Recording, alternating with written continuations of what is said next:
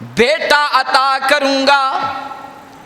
بیٹے عطا کرنے والا کون؟ بیٹیاں عطا کرنے والا کون؟ اگر آپ ذوق میں آؤ تو آپ کا ایمان تازہ کروں۔ ایک اور اللہ کا پیغمبر جناب زکریا علیہ السلام 90 سال کی عمر ہو گئی ہے، اللہ نے اولاد نہیں عطا کی۔ جناب زکریا اللہ کی بارگاہ میں دستے طلب دراز کیے بیٹھے ہیں، الہ العالمین مجھے بھی صالح بیٹا چاہیے۔ رب العالمین نے فرمایا کہ یا زکریا انا نبشرک بغلام اسمہ، اے زکریا میں تجھے خوشخبری دیتا ہوں کہ میں تجھے بیٹا عطا کروں گا، اور تیرے اس بیٹے کو میں اللہ اپنا نبی بھی بناؤں گا۔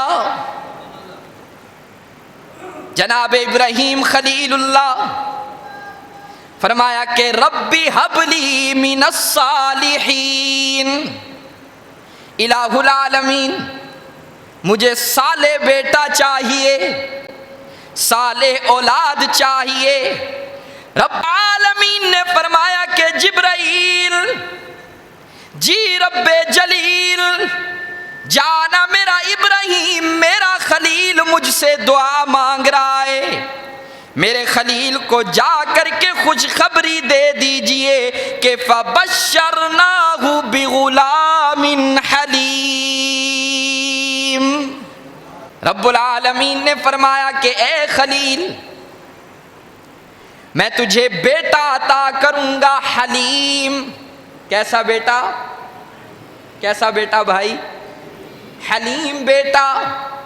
اب توجہ کرنا، حضرت ابراہیم خلیل اللہ نے اللہ سے کیسا بیٹا مانگا؟ صالح، اور اللہ پاک نے کیا عطا فرمایا؟ حلیم۔ الہ العالمین سے عرض کرنے لگے کہ پروردگار میں نے تو تجھ سے صالح بیٹا مانگا ہے۔ رب العالمین نے فرمایا کہ اے خلیل میں نے تجھے حلیم بیٹا عطا کیا ہے۔ حلیم کا مطلب بردبار، تحمل والا۔ کل جب تو اسے جنگل میں چھوڑ کر کے آئے گا اس دکھ کو بھی اپنے اندر سمو لے گا، کل یہ حلیم بنے گا۔ باپ کی جدائی کو بھی اپنے اندر سمو لے گا، کل جب تو اپنے بیٹے سے کہے گا کہ اے بیٹے میں نے خواب میں دیکھا ہے کہ میں تیری گردن پر چھری چلا رہا ہوں، تیرا یہ حلیم بیٹا تیرے آگے اف بھی نہیں کرے گا، فوراً اپنی گردن تیرے آگے پیش کر دے گا۔ حضرت ابراہیم خلیل اللہ نے دو دعائیں ایسی مانگی ہیں کہ ان دو دعاؤں نے اللہ کی رحمتوں کی روح کو لوٹ لیا ہے۔ پہلی دعا مانگی اللہ نے زمزم والا عطا کر دیا، دوسری دعا مانگی اللہ نے کوثر والا عطا کر دیا۔ زمزم والا مل گیا اور دوسری دعا پر کوثر والا مل گیا۔ الہ العالمین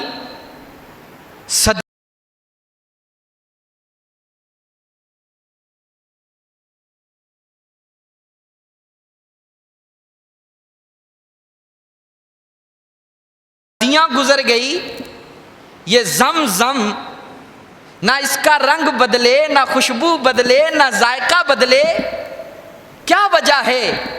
رب العالمین نے فرمایا کہ نہ اس کا رنگ بدلتا ہے، نہ ذائقہ بدلتا ہے، نہ خوشبو بدلتی ہے، اس لیے کہ اس زمزم کا تعلق میرے اسماعیل کی ایڑی کے ساتھ ہو گیا ہے۔